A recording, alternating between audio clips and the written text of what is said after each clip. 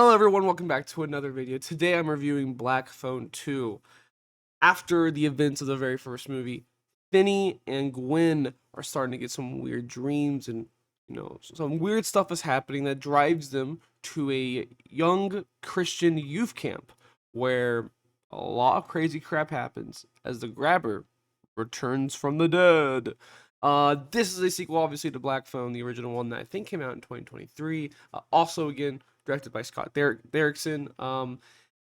This movie is by far one of the coolest slasher movies I've seen probably all year. I really love this movie. I really, really loved it, but I wished I loved it more. And I'll get into why that is. I want to go my positives first, down to my negatives, but really, the response to this movie has been crazy insane to see. I have seen people absolutely gloater. Like, people have been going crazy for this movie. Some people wait, well, not really. No, trust me, people are. At the end of my screening of this movie, people were clapping, and I was hearing a lot of people say that was literally one of the best movies ever. I was hearing that. I was hearing that in real life, and on like things like Twitter and all that, I heard a lot of people say, "Oh, this is like one of the best horror sequels. It's one of the rare sequels. It's better than the original." But I've also seen a big handful of people going, "This is boring. I didn't like this movie." Grabber, I don't like him. He's just a Freddy Krueger ripoff. This is watching Nightmare on Elm Street. I don't like it. This movie feels very mixed. Although I feel like generally a lot of people are liking this more than hating it. I definitely see a lot of hate. I see a lot of love. I am someone who's not in between.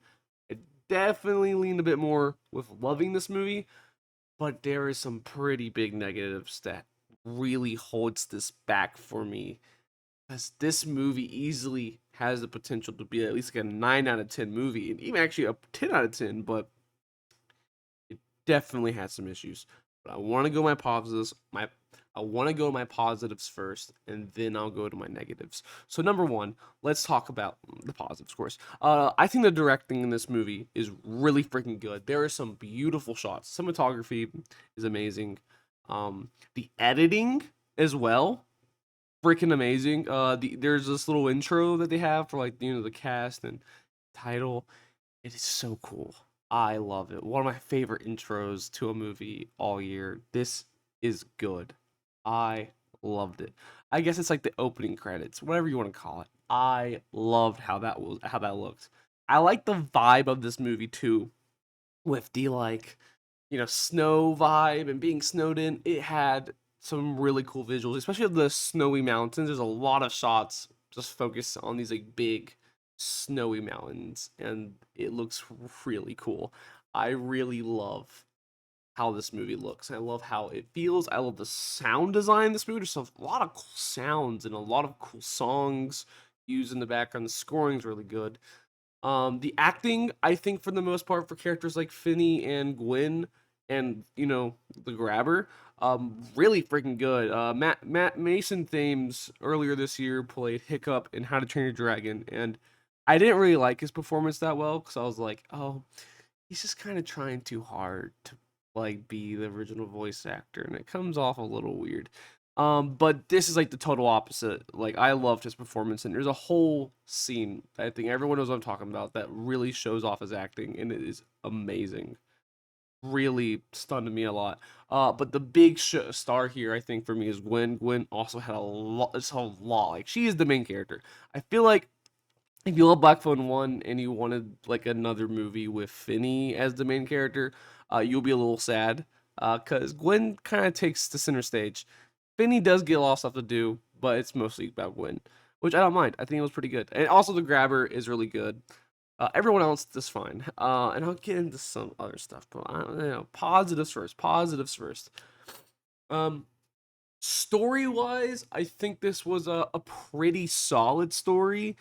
Without getting to the negatives yet, I think the story was pretty good for what it was. It had a lot of good like revolutions, had a lot of good moments, had a really good setting, had a good place. The characters, for the most part, were pretty good. The main ones, at least. The grabber is phenomenal again.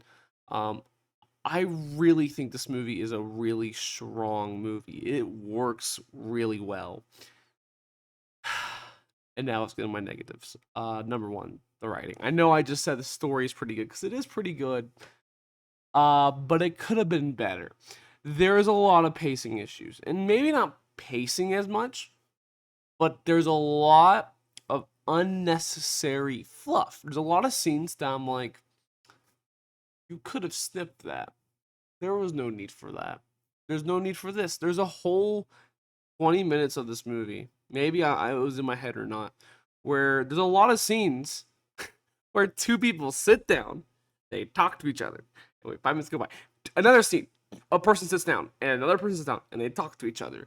And 5 minutes go by, and we go back to one person sitting there, another person sitting here, and they're talking to each other. And I was like, oh my gosh, how many times do we have to have a scene like this of two people talking to each other? It's a normal conversation starter, I know, but you don't need it like so close to each other.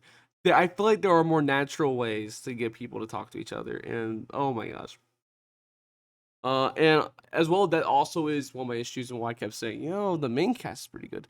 Because overall, there are characters in this movie who do not serve a purpose rather than just to be there. One of my bigger gripes of a character, although she's not a terrible character at all, I don't mind her as like a person or anything. I just the entire time was like, why is she here? She didn't really do much. And that was Mustang, this kind of cowgirl, like very cliche. She talks like, I like seeing, well, I like seeing your horns get chipped there. And it's like, oh my God, shut up. For the love of God, shut up. Um, I don't know. And then she's also kind of like a love interest to Finney. There's not much setup between like one scene and like near the very end. Like he gets teased about it. I don't know. She's not really there to be there. She doesn't even really interact with the guy. Like that's so funny. And then I don't know. There's just a lot of moments. Her character, especially, I was just like, why is she here? There's also this couple who were in this youth camp, and they at least felt like, oh well, these two people obviously would be in this scenario and situation because you know they're supposed to be like Christian Karens or whatever, and they kind of worked, but at the end of the day, they didn't serve much of a purpose besides a few laughs, and I guess so. I don't know. I feel like there was a lot of characters in this movie that just didn't really feel needed to be in this movie. I did like a lot of the stuff with the dad. This movie doesn't try to like redeem him or anything from all the terrible crap he did in the very first movie, but he is showing definitely some progression in his character. He's sober now. He's trying to be a better dad. There's actually this really nice moment. I won't spoil anything where he does get a little temptation to drink again, and how he avoids it is I thought was really sweet. And I did like a lot of the stuff they did with his character. Um, but yeah, there just felt like there was a lot of unnecessary fluff to this movie that I feel like could have just been cut out. Could have been cut out or rewrote. This movie does not feel as strong, or that at least the story wise doesn't feel as strong as the first movie. It just feels like it just doesn't feel as tight. It just feels very looser. Like it's very tight, but it's like these little strands getting out of here. And that kind of really hold me back. Cause there's just moments where I was like, oh my gosh, movie end. And then literally I'll be, oh, wait, it's good again. Ooh, ooh, ooh. Okay, we're back.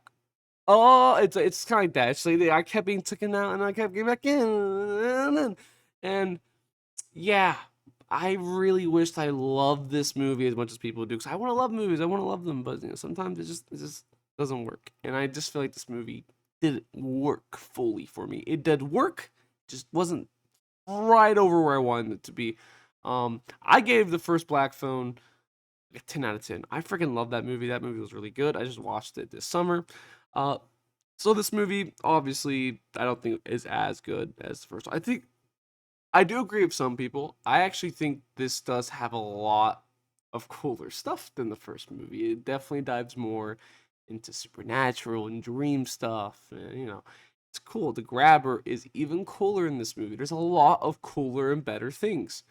Unfortunately, I just don't think the story was as good as the first one. It had a cooler idea, it was cooler in concept. The execution of it just wasn't as good as the execution of the first movie story. Um, so yeah, I don't hate this movie, and I don't not love it either. I really love this movie. I still very highly recommend it. I think this is a good slasher movie. I did jump. I don't jump a lot in horror movies, but I did. This movie did give me to jump a few times, so you know, I'll give them that. They do some pretty cool things. I will say this: they do walk the fine. They actually went past the fine line on an unspoken rule in film, where you try not to never show a kid dying, brutally or at all. And this movie walked the fine line. I would even say leaped over it for what they've done to some kids in this movie. And I it was really cool effects. The practical effects I also forgot to mention are really good in this movie. The effects in this movie are good. Um, there's I kind of miss a lot of my positive like sections video. There's a lot of cool stuff with how most of the movie is in digital and some of it is on film. And the way they transition between that and the things they do with that, really, really good. I really did love this movie. I think the concept of this movie is good. I think most of the characters are pretty good. I just think this one needed a little more time in the oven for it to be perfect. Um, but I think so far this is really good. I don't really see the hatred of this movie, just for the fact that it just may not be your type of movie. Um, I don't I don't think all the criticism are too valid, but also I do think some people are being a little too much about it. But at the end of the day, we all review and think of movies very differently from each other. I still really love this movie, and I definitely will be rewatching it eventually. I think this is pretty good. I think if you love that's also a weird thing. I don't know if you'll love this movie if you're a big fan of the original Black Phone. They do kind of mess with a little bit of what was set, like of things that were stated and things that were set up in the original.